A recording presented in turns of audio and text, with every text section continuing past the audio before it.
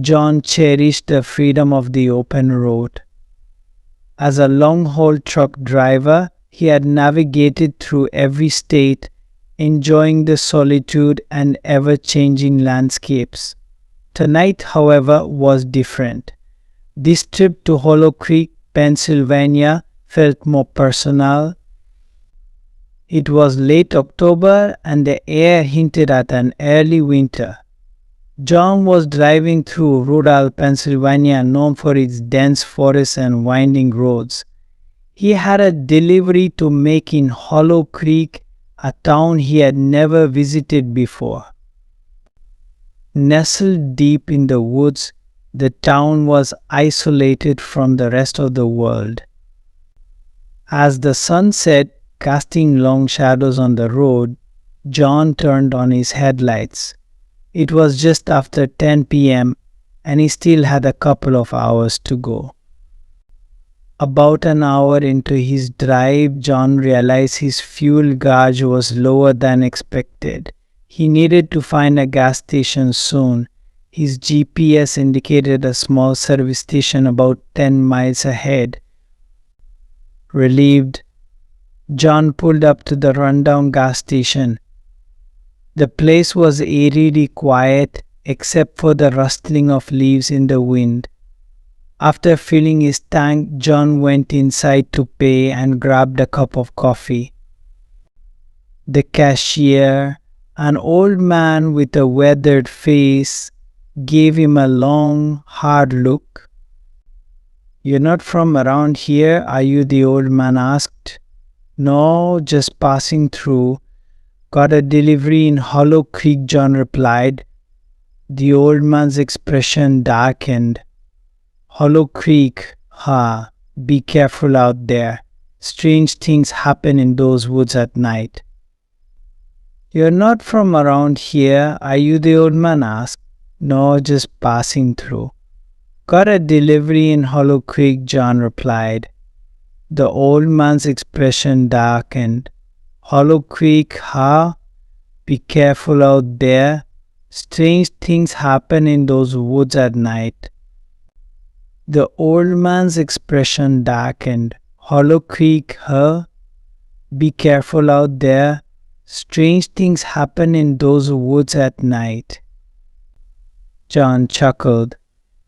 "Thanks for the warning, but I've seen my fair share of strange things on the road." The old man didn't smile. "Just be careful," he repeated. Back on the road, John dismissed the old man's warning as another local legend. He'd heard many ghost stories in his travels but had never encountered anything supernatural. 20 miles from Hollow Creek, his GPS suggested a shortcut through an even more secluded road. It would save him about 15 minutes. Confident in his driving skills, John decided to take the shortcut. The road was narrow and winding, flanked by dense forest.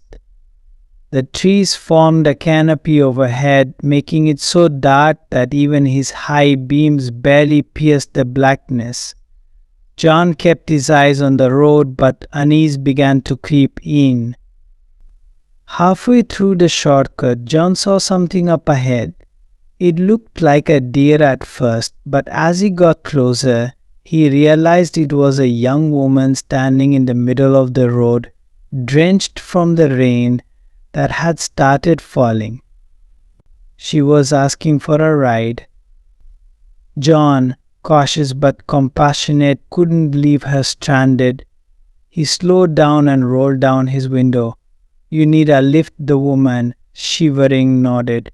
"Please, my car broke down. I need to get to Hollow Creek."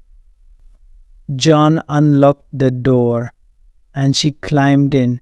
She looked to be in her mid-20s, with long dark hair plastered to her face. "Thank you so much," she said, her voice trembling. "I don't know what I would have done if you hadn't come along." "No problem," John replied. "What's your name, Annie?" she said. "Emily Dawson." As they drove, Emily explained her car trouble and her failed attempts to get help. She seemed genuinely grateful but also a bit shaken. John tried to make small talk to ease the tension, but he couldn't shake the feeling that something was off. They drove in silence for a while, the only sound being the rain tapping on the roof of the truck. Suddenly, Emily spoke up. "Do you believe in ghosts?" she asked. John was taken aback by the question. "Can't say I do," he said. "Why do you ask?" Emily looked out the window, her expression unreadable. Just curious, they continued driving, and John noticed that Emily kept glancing at the rearview mirror as if expecting to see something. Her behavior was starting to make him uneasy. They finally reached Hollow Creek, a small town that looked frozen in time. It was quiet, almost too quiet, with only a few dimly lit houses and closed shops. John pulled up to the address Emily had given him, a large, old house at the end of a long driveway. "Thank you for the ride," Emily said, her voice barely above a whisper. "You're welcome." "Take care," John replied. He watched as she walked up to the house and disappeared inside. The whole encounter left him feeling unsettled, but he pushed it aside and focused on his delivery. After making his delivery, John headed to the local diner for a late-night meal. The place was nearly empty, with just a few locals sitting at the counter. John took a seat and ordered a burger and coffee. While waiting, he overheard a conversation between two men at the counter. "Did you hear about Emily Dawson?" one of them said. "Yeah, it's a damn shame. Can't believe it's been a year already," the other replied. John's ears perked up. "Excuse me," he said, turning to the man. "Did you say Emily Dawson?" The man looked at him, puzzled. "Yeah, why, I just gave her a ride into town. Her car broke down," John said. The men exchanged glances. "That can't be right," one of them said. "Emily Dawson died a year ago. She was killed in a car accident on that old road you took." John felt a chill run down his spine. "Are you sure?" "Positive," the other man said. "Her family still lives in that old house, but Emily's been gone for a year." "Positive," the other man said.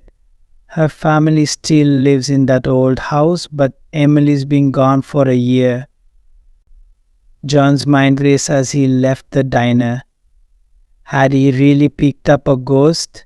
He tried to rationalize it, but nothing made sense. Determined to find answers, he drove back to the house where he had dropped Emily off. When he reached the house, he hesitated before knocking on the door. An older woman answered, her eyes red from crying. "Can I help you?" she asked. "I'm sorry to bother you, ma'am, but I gave a young woman a ride here earlier tonight. She said her name was Emily Dawson," John explained. The woman's face went pale. "Emily was my daughter. She died a year ago," she said, her voice trembling. John felt a knot form in his stomach. "I don't know what to say. She was real. She was in my truck." The woman shook her head, tears streaming down her face. "Emily's spirit has been restless ever since the accident. People have claimed to see her, but I never believed them until now." John left the house, feeling a mix of fear and confusion. He drove back to the spot where he had picked up Emily, hoping to make sense of what had happened. The rain had stopped and the night was eerily quiet. As he stood on the side of the road, he heard a faint sound like someone crying. He followed the sound into the woods, his flashlight cutting through the darkness. The crying grew louder, leading him to a small clearing. As he stood on the side of the road, he heard a faint sound like someone crying. He followed the sound into the woods, his flashlight cutting through the darkness. The crying grew louder, leading him to a small clearing. In the clearing, he saw a makeshift memorial with flowers, candles, and a photo of Emily. It was the spot where she had died. John felt a chill run down his spine as he approached the memorial. He could feel a presence, something that wasn't quite human. "Emily," he called out, his voice shaking. There was no response, but the crying stopped. John stood there for a moment, then turned to leave. As he walked back to his truck, he felt a hand on his shoulder. He spun around, but no one was there. John got back into his truck and sat there, trying to process what had happened. He couldn't deny the evidence. He had picked up a ghost. But why had Emily appeared to him? What did she want? As he drove away from Hollow Creek, John couldn't shake the feeling that he was being watched. He glanced in the rearview mirror and saw Emily sitting in the back seat, her eyes filled with sadness. "Why are you here?" he asked, his voice trembling. "I need your help," she replied. "I can't move on."